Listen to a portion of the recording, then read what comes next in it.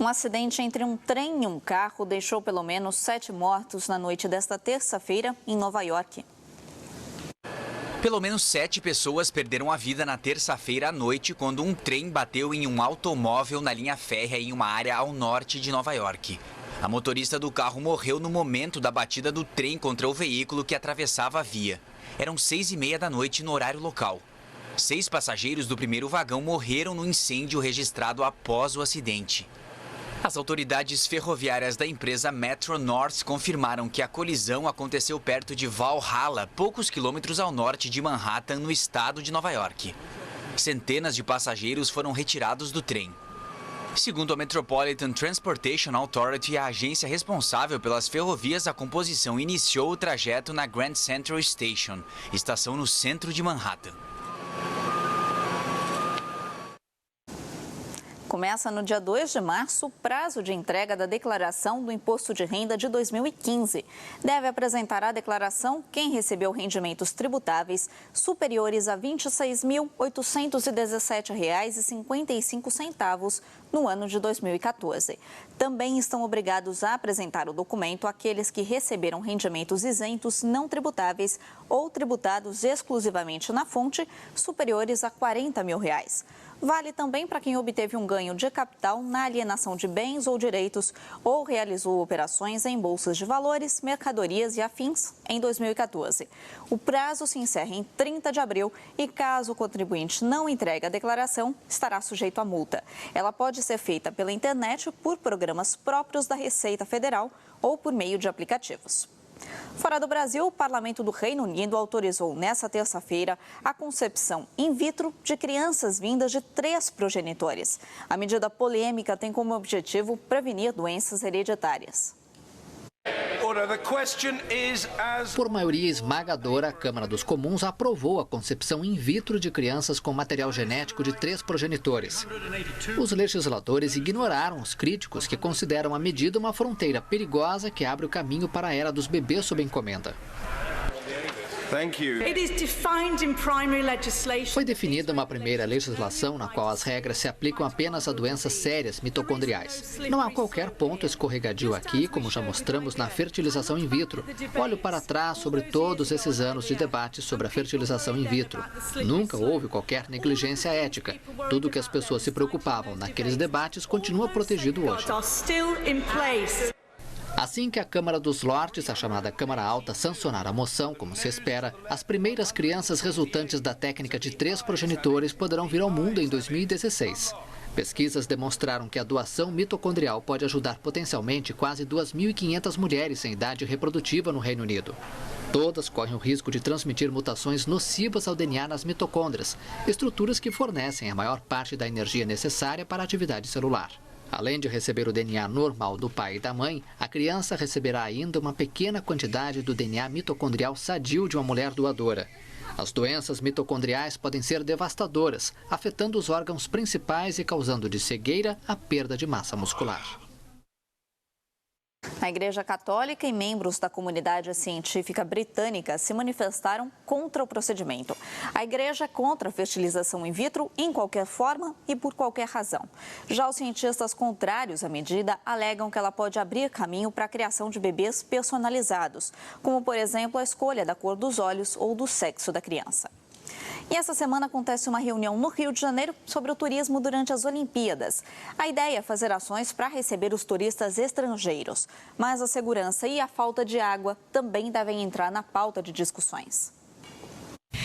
549 dias do início dos Jogos Olímpicos e Paralímpicos do Rio de Janeiro, o Brasil se prepara para receber ainda mais turistas. Na reunião que começou nesta terça-feira, entre os órgãos responsáveis pelo evento, serão definidas ações para garantir estrutura e serviços como hospedagem e deslocamento. Uma das medidas é facilitar a concessão de visto para estrangeiros durante os Jogos. Tanto tem a questão de taxa como de procedimentos, de simplificação de procedimentos. Então a ideia é que essa facilitação seja um dos elementos de promoção. O Brasil precisa se posicionar para o mundo como um país em que é fácil de viajar. O Brasil recebe cerca de 6 milhões de turistas estrangeiros por ano. Com as Olimpíadas, a expectativa é que este número cresça ainda mais. Somente aqui no Rio de Janeiro, palco dos Jogos Olímpicos, são esperados de 350 a 500 mil visitantes vindos de outros países.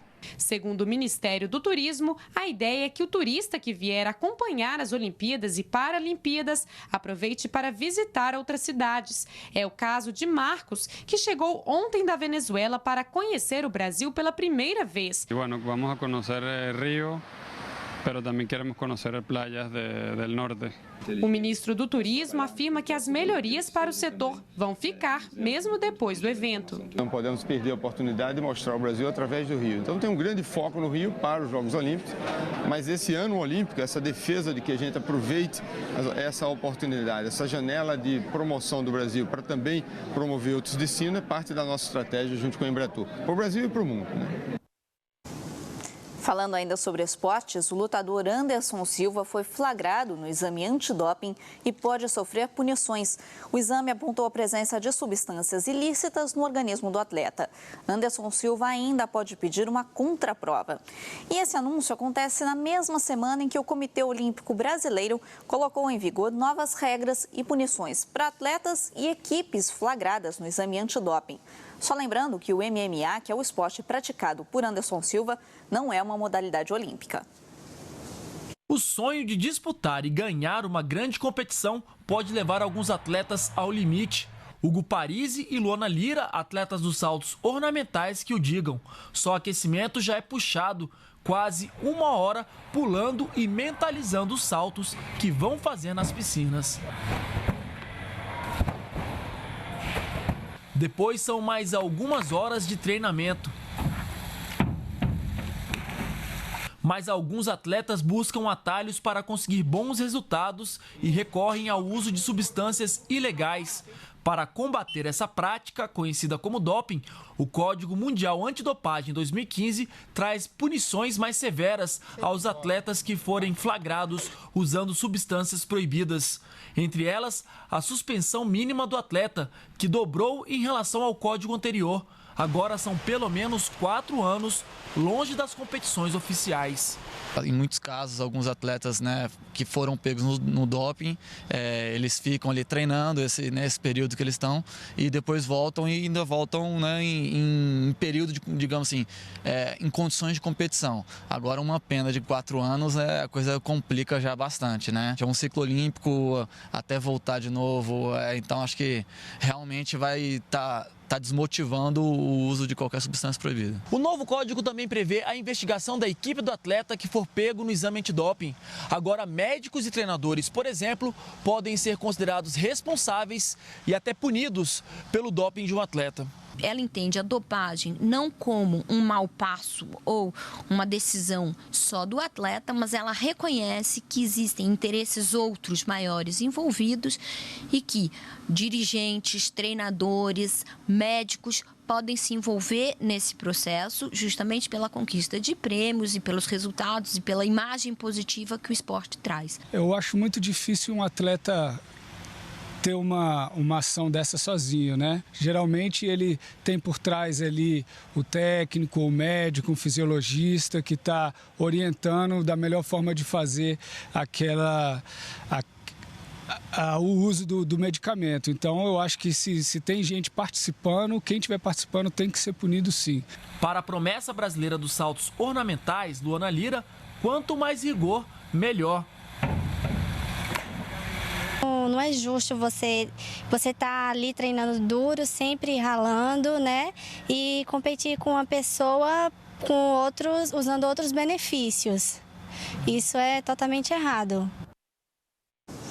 Olha, daqui a pouco no Século XXI Esportes você tem mais informações sobre esse caso de doping do Anderson Silva. É isso, Beto Quinalha. Boa tarde para você.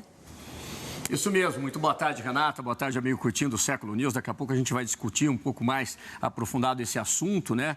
A Comissão Atlética de Nevada ontem anunciando esse teste positivo para doping do Anderson Silva, que, aliás, há pouco tempo atrás disse e deu declarações de que qualquer atleta que utilizasse qualquer tipo de substância para melhorar o seu desempenho deveria ser banido. O Anderson ainda não se pronunciou, mas a gente vai falar muito a respeito desse assunto, de campeonatos estaduais, tem campeonato paulista, tem campeonato carioca, e tem o Timão, é isso mesmo, tem o Corinthians na Libertadores da América tentando espantar aquele fantasma de 2011 do Tolima, enfrentando o Once Caldas hoje, no início da Libertadores para a equipe brasileira do Corinthians. Isso tudo com os comentários do nosso Elias Aredes, também aqui comigo o Leandro Bolles. Então, daqui a pouquinho, Renato, encontro marcado aqui, 13h, tem Século XXI Esporte. Até lá, então, essas e outras informações, daqui a pouquinho, 13h, Século XXI Esportes. E aqui no Século News, no próximo bloco, você vê um encontro no Vaticano para melhorar a educação no mundo todo. O projeto é liderado pelo Papa Francisco. Em São Luís, o tempo está encoberto por nuvens, com pancadas de chuva e trovoadas. A máxima é de 32 graus. Na capital Vitória, o dia está claro e o sol predomina. No final da tarde, a chuva pode aparecer. A máxima fica nos 34 graus.